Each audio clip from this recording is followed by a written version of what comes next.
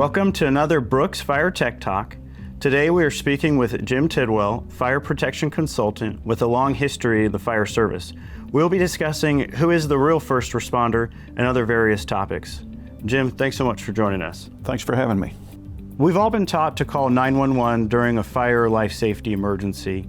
Is there anything else that we should do to be more proactive in case that emergency occurs? Yeah, I think so. It's the old adage that when seconds count, that first responder is minutes away. So calling 911 gets the emergency response en route, but it doesn't mean you can't go ahead and apply CPR to a heart attack patient or use a portable fire extinguisher while someone else is helping folks evacuate, assuming that the fire is still in its incipient phase and assuming that you have an egress route from the fire.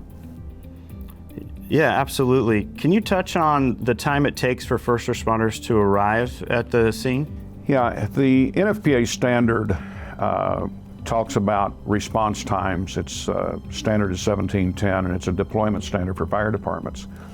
And in a career fire department, the standard calls for the first engine to arrive on scene in about 6.5 minutes. That includes call taker time, dispatch time, and travel time.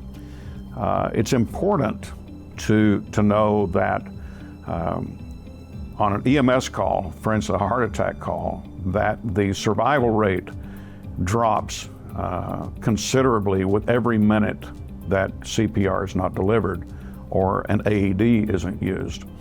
A fire is the kind of a rule of thumb is a fire in a room doubles in size every minute. So by the time the fire department gets there, if nothing is done, chances are the entire room is going to be engulfed.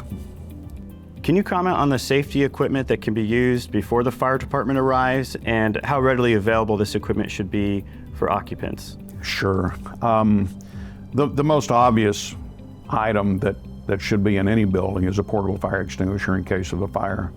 But some of the other things to consider are automatic external defibrillators, which are known as AEDs in the business. I wish they would rename AEDs. I wish they would rename them heart starters. It would give people a better description of what they are. And they should be installed in any public building, I think. The other things to include would be a well-stocked first aid kit.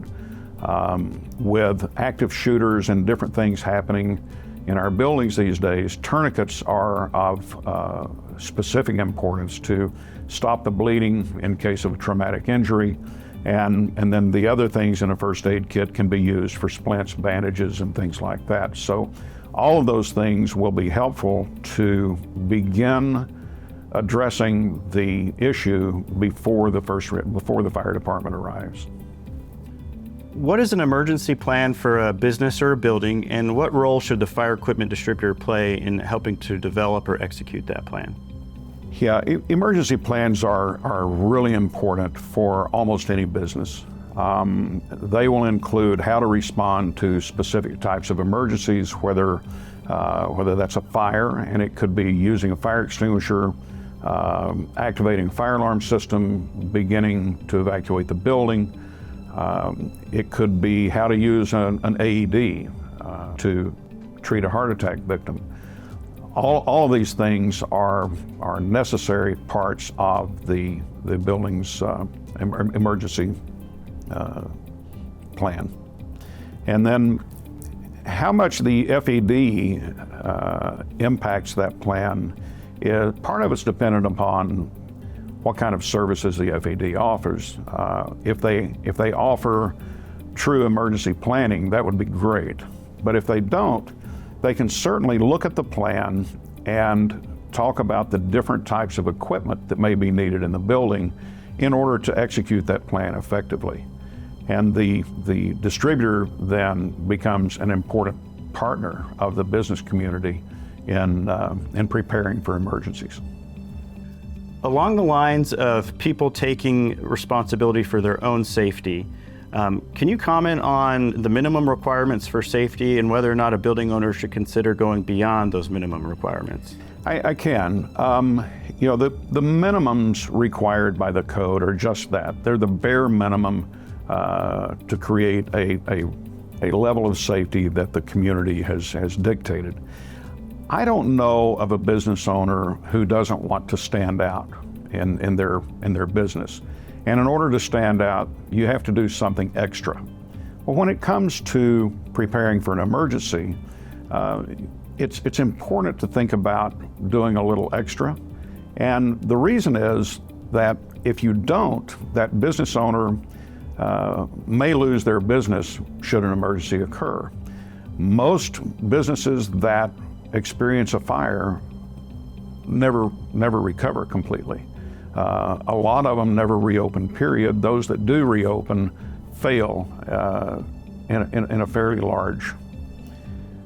large proportion of those businesses fail even if they reopen. So if you want business continuity, if you want to protect your employees and you want to protect your customers, it's important to think about taking that extra step and implementing a plan and having the equipment necessary to mitigate whatever might occur in your business. Fire equipment distributors have relationships with the building owner and with the inspector. What role does the fire service play for compliance and enforcement? Well, typically, your local fire department is the authority having jurisdiction when it comes to fire code matters. So they will be the deciding authority when it comes to applying the regulations. The problem is most fire prevention offices are understaffed, they're under budgeted, and they have a difficult time fulfilling their mission because of that. So a fire equipment distributor can really help a lot.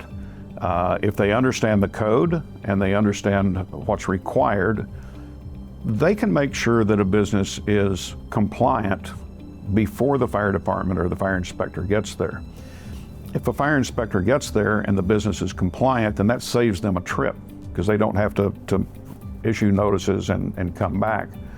The other thing that I think fire equipment distributors can do is offer training, if they have it available, in their specific area of expertise. Because many departments are under budgeted and such, they may not have enough money to deliver the training necessary. So if your distributor or your distributor in conjunction with the manufacturers can offer some training to the fire inspectors, many times that will be welcome. Jim, you have many relationships with state fire marshals. Can you comment on the role of the National Association of State Fire Marshals and what they do to improve safety? Sure. The National Association of State Fire Marshals is made up of the 50 most senior fire prevention professionals in each state.